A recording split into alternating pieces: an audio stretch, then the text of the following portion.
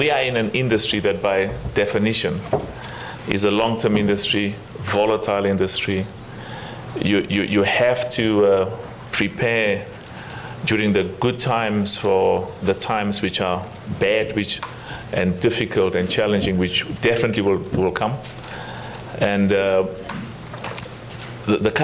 environment that we are operating under now globally is the sort of environment that gave rise to African rainbow minerals gold more than 20 years ago.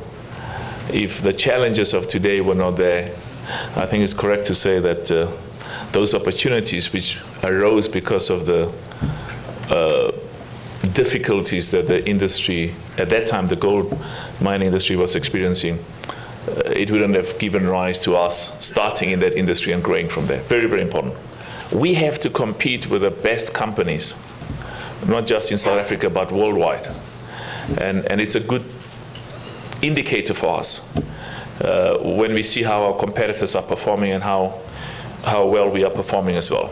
We cannot divorce ourselves, and we should not, from the regulatory, legal, fiscal, monetary, and in our industry from the laws and the regulations that are passed in this country that has an impact on mining, because a globally competitive legal, regulatory, fiscal, monetary, tax, as well as mining legislative dispensation is critically important.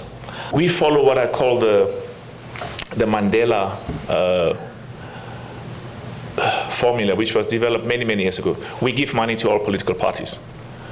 And of course, it's no secret, irrespective of where I grew up and my political affiliations, but the critical issue is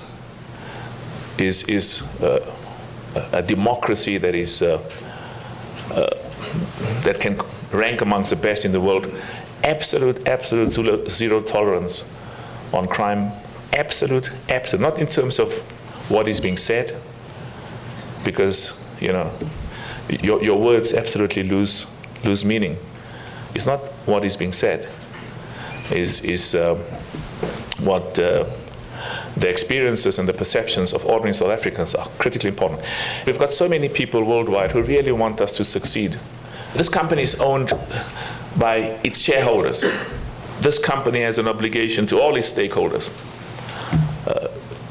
The biggest mining companies in the world, and we are part of various global fora and interact continuously with the CEOs of the largest mining companies in the world. And I've said on numerous occasions, this industry, not just in South Africa, but worldwide, but I can talk specifically about South Africa, thus makes huge contributions, not just in terms of job creation and taxes, but the broad upliftment of the standards of living of all of the people.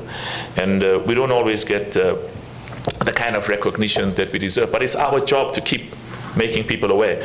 Basic earnings were a loss of 565 million. We keep looking at Modikwa very seriously. The mining industry in this country is going through an absolute fundamental change. And part of the driver, or the drivers of those fundamental changes, are the communities who live near our mines. And the expectations they have. And sometimes the expectations, particularly in this depressed global commodity prices, are unachievable. The starting point is, these are our mines and we must share in what happens in this operation. So Modikwa, we've had to engage and educate, because a lot of our workers come from those communities. We got blindsided as far as the RMB transaction is concerned. From a pure commercial global investment perspective, global and domestic, this principle of the once empowered, always empowered, I've got no doubt that is the right thing to do, because it's a cost, and certainty is critically important. If shareholders have to incur costs, just spell it out. Don't change the rules of the game midway. There's going to be a challenge on this issue, once empowered, always empowered.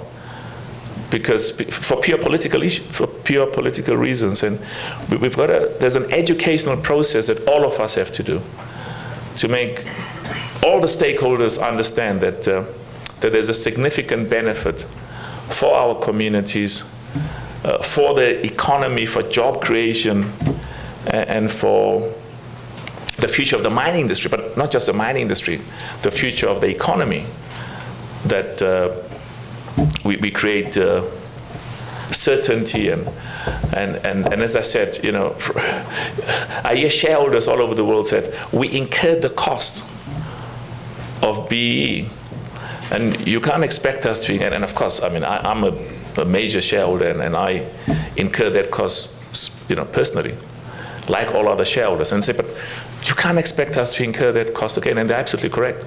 The way you get long-term black participation and global competitiveness and long-term involvement, not in and out, is to create partnerships, South African partnerships, that are beneficial to black and white partners. And unfortunately, we're still going to have this black-white discussion for quite some time.